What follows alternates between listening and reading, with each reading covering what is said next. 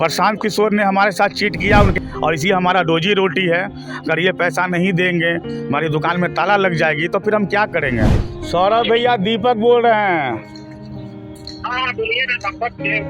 भैया मेरा पेमेंट रुका हुआ है, सामान नहीं मिल रहा है। हेलो। हाँ हेलो, आवाज नहीं आ रहा आपका? हाँ जा रहा है आवाज भैया। नहीं। यानी टोटल 600 कम्बल, 500 गद्दा, 40 दरी और 2 टेबल यहाँ पे दिया सत्याग्रह पे। 13,44,740 रुपया का बिल दिया, जिसमें 1,20,000 एडवांस है, 12,24,740 रुपया बाकी है। 7:30 बजे हमको एंट्री कराया जाता है, लेकिन प्रशांत से मिलने नहीं दिया जाता है। हम अपने पैसा के लिए सत्याग्रह करेंगे। हम पूरे परिवार के साथ धरना पे बैठेंगे, अनशन पे बैठेंगे। प्रशांत किशोर छात्रों के जख्मों पर मरहम लगाने के लिए महात्मा गांधी की मूर्ति के नीचे बैठे थे और लोगों को भरोसा दिला रहे थे कि वो उनको न्याय दिलाएंगे, क्योंकि वो बच्चे गरीबों के थे। लेकिन गरीब का हक मारकर पी के कौन सा न्याय दिलाते हैं।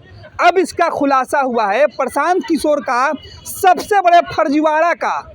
ये खुलासा है कि गरीब के कंबल के पैसे भी नहीं दिए, जिस कंबल को देकर प्रशांत किशोर पटना के गर्दनी बाग में छात्रों को धमकी दे रहे थे कि कंबल हमने दिया है।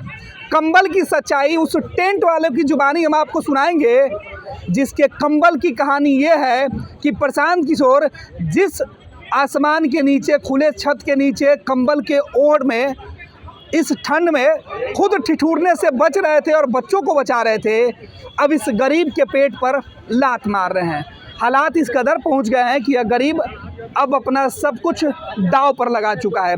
इनसे समझते हैं इनके हाथों में कई दस्तावेज है और खुलासे भी हैं, क्योंकि इनके कागज़ के पन्ने पर जो नाम लिखे हुए हैं वो आपको चौंका सकते हैं, क्योंकि सत्ताधारी दल ने यही आरोप लगाया था। क्या नाम है आपका? दीपक कुमार रजक। दीपक जी, क्या करते हैं पहले ये बताइए। मेरा एक छोटा मोटा टेंट व्यवसाय है सर, छोटी मोटी इवेंट का काम होता है। क्या हुआ था और गांधी मैदान में आप क्यों आए, पहले ये बताइए।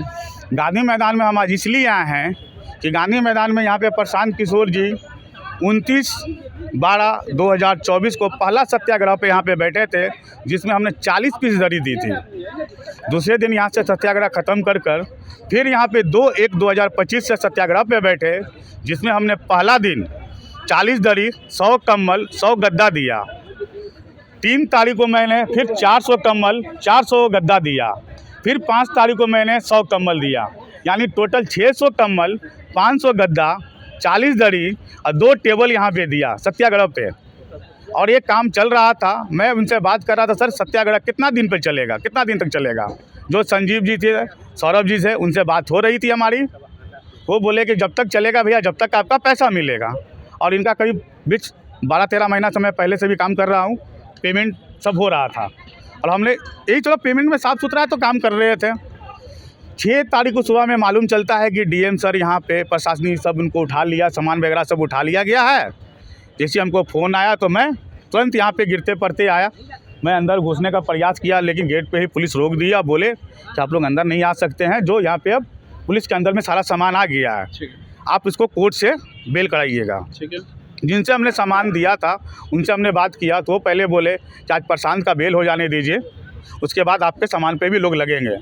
और उसके साथ गाड़ियाँ भी थी, जनरेटर भी थे, कुर्सी भी थे और टेबल भी था, बहुत सामान उठा था। मेरे से 3-4 वेंडर यहाँ सामान दिए थे। उसके बाद 8 तारीख को मेधांता से डिस्चार्ज हुए प्रशांत। मैं 9 तारीख को बात किया कि सर मेरा सामान आप दे दीजिए, लगन आने वाला है, या तो ख़रीद के दे दो, या तो डेली का भाड़ा लग रहा है। तो क्या बोल रहे हैं कि मेरा लीगल टीम दिल्ली से आया हुआ है, वो आपका सामान छूट जाएगा 1-2 दिन में, आपका पैसा डेली का मिल रहा है, आप टेंशन नहीं लीजिए। 1-2 दिन करते करते ये मामला 29 तारीख को सामान छूटता है। यानी 29 दिन में 27 दिन सामान ये रखे। अब 27 दिन सामान रखने के बाद ये कहते हैं कि हम आपको पैसा 4 दिन का देंगे। 4 दिन का पैसा देंगे? हाँ। क्यों? यही तो पता नहीं क्यों। आपने 27 दिन दिया था? जी। लिखित है उसका? जी, सारा बिल बना हुआ है। ये क्या बिल है आपके पास? ये देखिए 14 दिन का यहाँ रिसीविंग है। ठीक है। उसके बाद 14 दिन के बाद ये बिल 24 दिन का फिर जोड़ कम बना है। हाँ। और रेट जो है हमने 4 दिन का 75 रुपये के हिसाब से लिया, जो हमारी बात हुई थी। ठीक है। उसके बाद मैं रेट 40 रुपये 30 रुपये कर दिया। ठीक है। क्योंकि सामान यूज नहीं हुआ है, लेकिन जो मेरा लग रहा है वो पैसा आप दीजिए। ठीक है। इनका एक भी ये भी सिस्टम है कि मैं जनसुराज पार्टी के नाम पे बिल देता हूँ तो इस पे बिल मांगा जाता है गिवियम ग्लोबल फाउंडेशन के नाम पे, ग्लोबल पे, जॉय ऑफ ग्लोबल पे। जब जॉय ऑफ ग्लोबल पे देता हूँ बिल तो जनसुराज पे मांगा जाता है। ये हमेशा होता है। तो ये ऐसा क्यों होता है कि भाई पहले जनसुराज पर दीजिए फिर जॉय पर दीजिए? पता नहीं, बोलते उस पर बिल पास नहीं होगा, इस पे भेजिए, इस पे पास होगा। अच्छा, पहला बिल मैं जनसुराज को दिया था 3 तारीख को। ठीक है। 1,97,101 रुपया का बिल था, जो 30,000 रुपया एडवांस पेमेंट हुआ। अच्छा, दूसरा बिल मैं दिया 8 तारीख को 1,44,000। तीसरा बिल मैं दिया 6 तारीख को, ठीक है। सॉरी दूसरा बिल 6 तारीख को है 1,54,000 और तीसरा बिल है 8 तारीख को। उसके बाद मैं लास्ट बिल 29 तारीख को बना के फाइनली 13,44,740 रुपया का बिल दिया, जिसमें 1,20,000 एडवांस है, 12,24,740 रुपया बाकी है। 12 लाख रुपए बाकी हैं। 12,24,740 रुपया। और अभी भी 29 तारीख के बाद हमको 30 गद्दा और 40 दरी नहीं मिली है, जिसका भाड़ा आज तक मैं जोड़ रहा हूँ। लगन है, मैं सामान भेजूंगा तो 2 पैसा आएगा। अगर आप मेरा सामान रखे हुए हैं उसका आपको भाड़ा देना ही ना पड़ेगा। इस बीच प्रशांत किशोर से मिलने आप गए थे? हम शनिवार को गए थे मिलने के लिए। सुबह में मैं वहाँ 10 बजे पहुँच गया। हमको टाइम मिला 11:30 का। 11:30 बजे जा रहे थे, फिर हमारा टाइम चेंज होकर होता है 1:30 बजे। फिर मैं 1:30 बजे जाता हूँ तो मेरा टाइम चेंज होकर होता है 3:30 बजे। तो लास्ट में मैं बोलता हूँ सर ऐसा है कि हमको कल का आप टाइम दे दीजिए, हम यहीं सूझ जाते हैं, हम कल मिल लेंगे। फिर हमारी 7:30 बजे की टाइम मिलती है। 7:30 बजे हमको एंट्री कराया जाता है, लेकिन प्रशांत से मिलने नहीं दिया जाता है। अमनीश राय 4 आदमी के साथ हमको रोक लेते हैं, बैठा लेते हैं और फिर वहाँ पे कहते हैं कि आपको हम इतना ही पैसा देंगे। ऐसे है बहुत ज़्यादा कितना पैसा रुपए देने की बात कही जा रही थी अब? 4 दिन का पैसा। अब 75 रुपये का रेट के हिसाब से बुकिंग है तो 50 रुपये के हिसाब से दे रहे हैं। जब हमारी बात आपसे 75 को ही है तो 75 देना है। आपसे हम फाइनल करके सामान का भेजे थे, आप 50 बोलते तो हम सामान ही 12 लाख का बिल हुआ तो आप पैसा नहीं दे रहे हैं? नहीं दे रहे वो अपने पैसा। हिसाब से कितना रुपया दे रहे थे आपको? वो अपने हिसाब से हमको 2 लाख रुपया दे रहे हैं, हम 5 लाख बांट चुके हैं। अच्छा, आप दूसरे को 5 लाख जिसके यहाँ से सामान लाए उसको दे चुके जी हैं? हाँ, देना पड़ेगा सर। हम नहीं देंगे तो कल के डेट में हमको सामान देगा काम करने के लिए भैया। आप गांधी मैदान आज क्या करने आए हैं? गांधी मैदान आए हैं हम मीडिया बंधुओं से सपोर्ट मांगने के लिए कि ये बात प्रशांत तक जाए और प्रशांत मेरा हिसाब सही तरीके से करके दे। एक महादलित परिवार का बच्चे का हिसाब है और इसी हमारा रोजी रोटी है। अगर ये पैसा नहीं देंगे, हमारी दुकान में ताला लग जाएगी तो फिर हम क्या करेंगे। तो प्रशांत किशोर ने आपके साथ चीट किया है, धोखा दिया है? प्रशांत किशोर ने हमारे साथ चीट किया, उनके आदमी ने चीट किया है। प्रशांत जी चीट नहीं किए हैं, उनके आदमी चीट कर रहे हैं। कौन है वो आदमी? तो जानते हैं? अमनीश राय है, अनमोल कुमार है, सौरभ सिंह है। जो सौरभ सिंह 400 तमला 400 गद्दा मंगाए थे, वो मेरा एक भी फ़ोन नहीं उठा रहे हैं। संजीव कुमार हैं। प्रशांत किशोर से इस बारे में आपकी एक बार भी बात नहीं बात हुई है, कभी बात नहीं हुई? नहीं कभी बात नहीं हुई है, इतना दिन में जब से आपका टेंट समय आना लगा कभी नहीं बात हुई है, कभी बात नहीं कभी नहीं। प्रशांत किशोर को जानते हैं पहले से? नहीं पहचानते हैं? पहचानते हैं, बस यही जनसुराज के नाम से पहचानते हैं। जनसुराज के नाम पे? हाँ। तो आपने उनसे मिलने की डायरेक्ट कोई कोशिश नहीं की कि भाई? हम कोशिश किए, हम कहें तो 12 घंटा आश्रम जाके बैठे हैं, 12 घंटे इंतजार के बाद भी प्रशांत किशोर नहीं मिलने दिया। अमनीश राय नहीं मिलने दिया। इसका टेक्निकल हेड है, यही आदमी हमको एडवांस भेजने वाला है। पहला एडवांस यही आदमी भेजने वाला है। क्या पुलिस कंप्लेन भी कीजिएगा? आगे की कार्रवाई देखी जाएगी। अब मीडिया बंधुओं से हमारी काम हो जाती है, प्रशांत ये मैसेज पढ़ लेते हैं तो ठीक है, मेरा पैसा दे देते हैं तो आगे हम कहीं नहीं जाएंगे।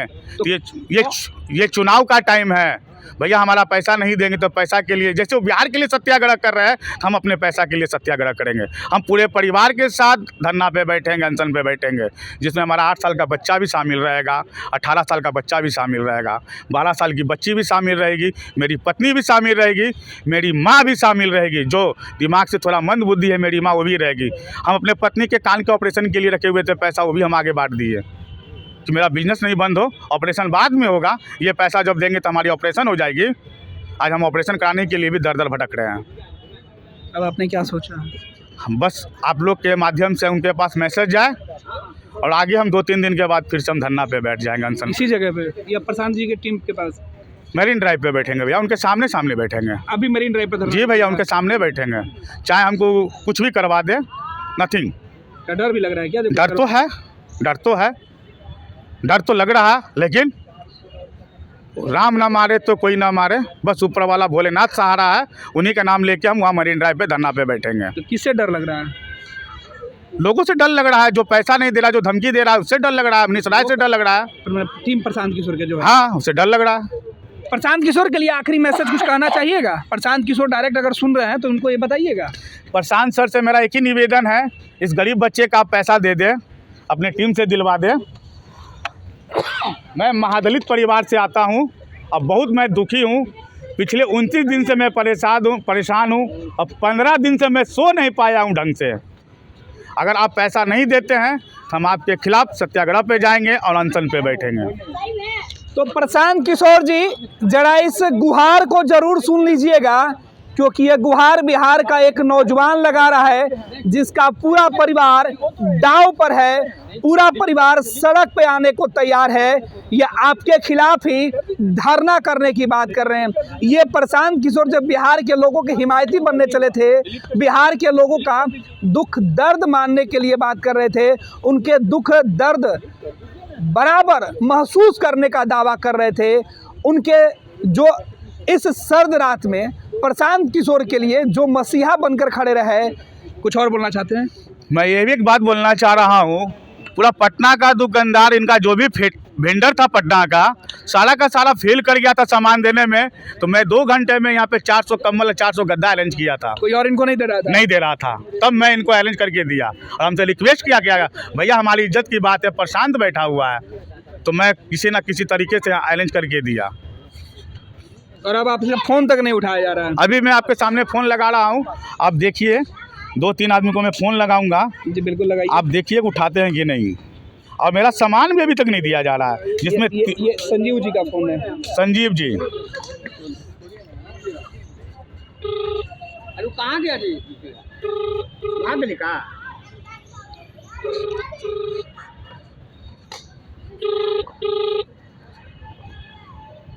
ये लगातार घंटी जा रही है।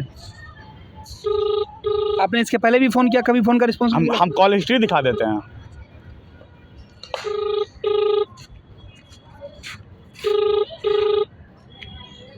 चलिए संजीव, किनको फ़ोन किया आपने? संजीव जी हैं। ये कौन है वहाँ पे? ये टीम है, मैनेजमेंट टीम है जो देखते हैं इवेंट। चलिए, एक हो गया, अब सौरभ सिंह को लगाते हैं।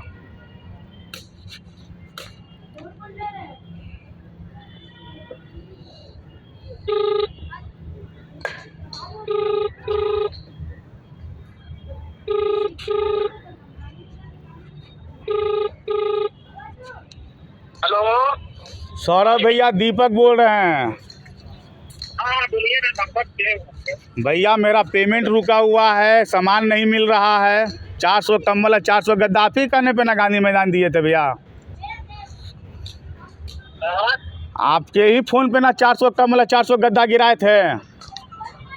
हेलो, हाँ हेलो, आवाज नहीं आ रहा आपका? हाँ जा रहा है आवाज़ भैया। नहीं, 1 मिनट काट के कर रहे हैं।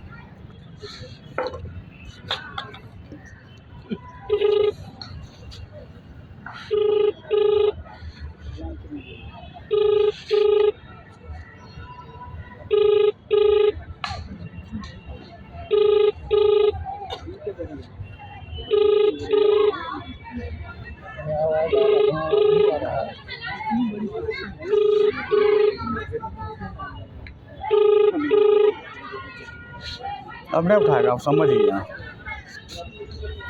हाँ तो कैसे तो उठा भी लिया,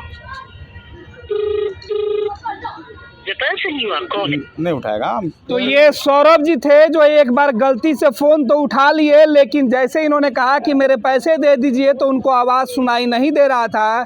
उनसे जब पूछा गया कि क्या मेरी आवाज़ सुनाई दे रही है, तो वो सीधे बोल रहे थे कि नहीं, आपकी आवाज़ सुनाई नहीं दे रही है। जब दीपक ने कहा कि दोबारा कॉल करते हैं, तो सौरभ सिंह फ़ोन नहीं उठा रहे हैं।